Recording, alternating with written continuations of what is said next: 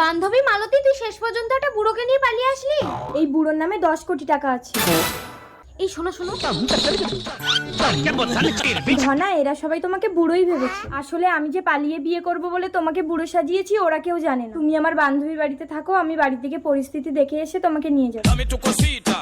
সম্পদ, তোমাকে বুড়ো সাজিয়ে আমার বান্ধবীর বুড়োর সাথে পাল্টে নেবো। তুমি পরপুরুষের ঘর করবে?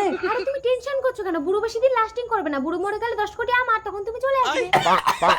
হ্যাঁ, সবসময় এইভাবেই বুড়ো সেজে থাকবে। দেখো, কচি বউ বিছানায় পেয়ে যেন যৌবন দেখিও না, তাহলে আমার বান্ধবী কিন্তু ধরে ফেলবে। কি জানতো না। এই নাও, বান্ধবী তোমাকে দেখার আগেই এই পাউডারটা বান্ধবীর চোখে মেরে দেবে। ও বুড়ো, মালতীর থেকে আমি বেশি তোমাকে আদর করব, তুমি আমার ঘর করো। মালতীর কি হবে? আমি তো আছি।